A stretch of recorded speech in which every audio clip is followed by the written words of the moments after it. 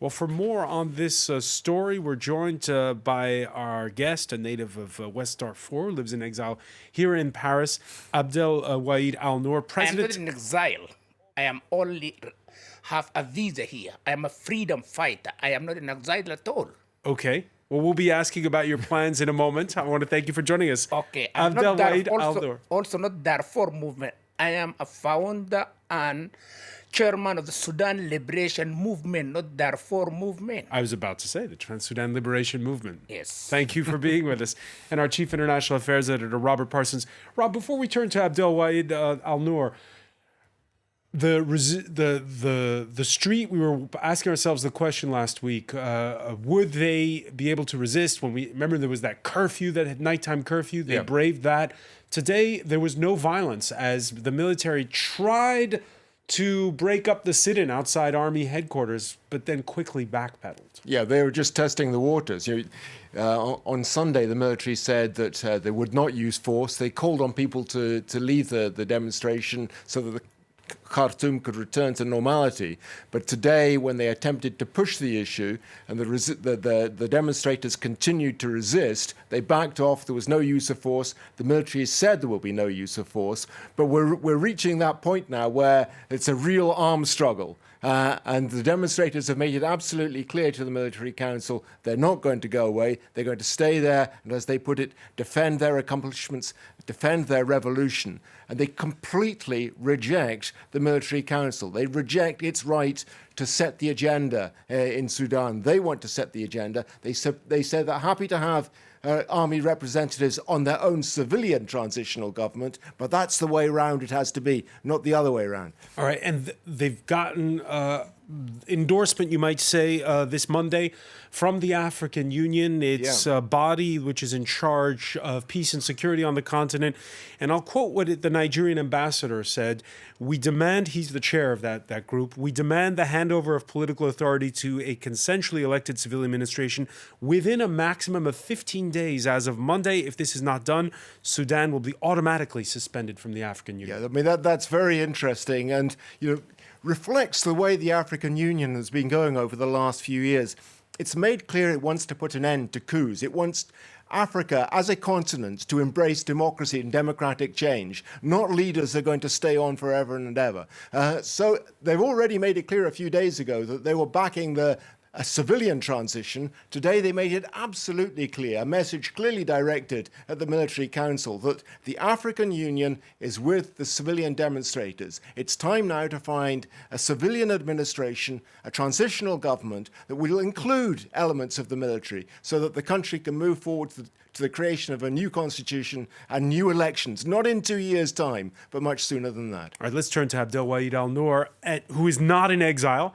And so therefore, when can we expect to see you back in Khartoum? Immediately when the authority has been handed over to civilian authority, to the people of Sudan. I am one of the people of Sudan. My normal place to be in my country, but you know that I have been out of my country because I have been forced, because we found the movement to resist and to change the regime. And moreover, you know that our movement has a view and has a goal, which is education for liberation. These students, these youth, it is a war consistent, I will say it is accumulative revolution. So for now, personally, for you, it's not safe yet to come back? Definitely not, because this tyranny regime, military brutal regime, this is you know that this is a machine of al-Bashir who made it or make it in 30 years, 3 decades, as you said. It is not an easy job. These are killers. These are prosecutors. These are the same cabinet who commit genocide in Darfur, in Blue Nile, in Khartoum, and elsewhere in the country. They even transform their terror to Chad, to Central Africa, to Libya. So Sudan has this coalition of civic groups and opposition parties called the Sudan Professionals Association. Yes. Right now, are they ready to take over? you know, the problem of all of the media of the international community and international diplomat, they don't know how to identify what is going on in Sudan. What is going on in Sudan, it is, as I told you, a cumulative revolution. These elite who are in power and in oppositions, since independence, there are few elite ruling the country with wrong vision. They're not addressing. All right, so let me ask you. People. Let me ask Just you. let me finish. When the African Union says hand over in 15 days to a civilian body, is that realistic? Can the civilians agree amongst themselves in 15 days? I will say this is the first time for African Union to have, I will say, great statement or resolution for Sudan in 30 years. Sudanese people are capable to take over the power today, not tomorrow. Because as a country, as the people of the country, as the youth, as all group of all Sudanese gathered in one thing, fall only. This means that people are ready to take over the power and to transform it into the new regime. All right, but we agree that it's a different heterogeneous group with different aims, different people within that group. Besides, as you say, they agree on one thing, which is making the current system fall. Yes. You yourself, the Sudan Liberation Movement, you have an armed wing. Are you ready to lay down your arms? First, let me tell you, we are ready, our arm to be a part of the national arm.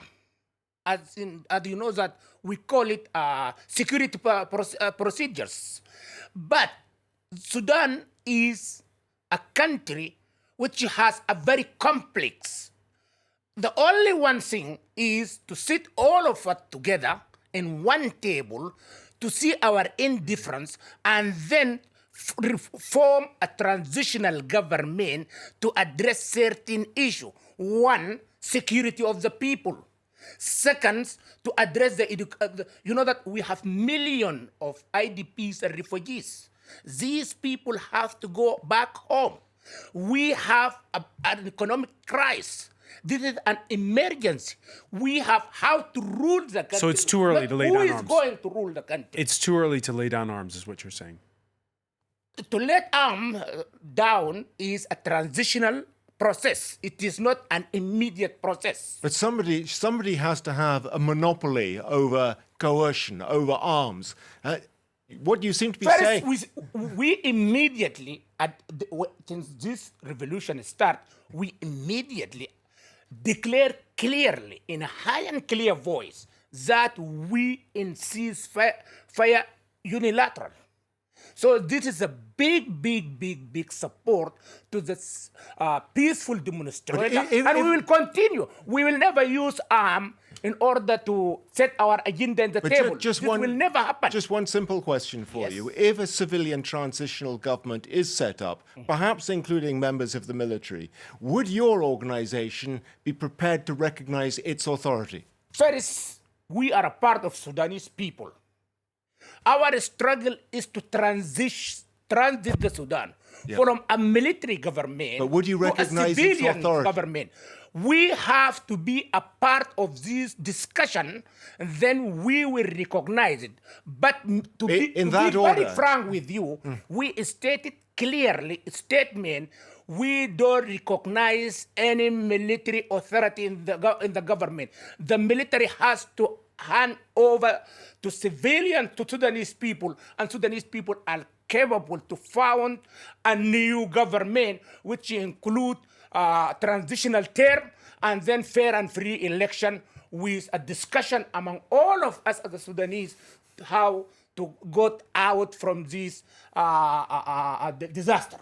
All right, Abdel Wahid Al-Nur, president and founder of the Sudanese Liberation Movement. Thank you for joining us. Thank you very much. And I want to thank Robert Parsons, our chief international affairs editor.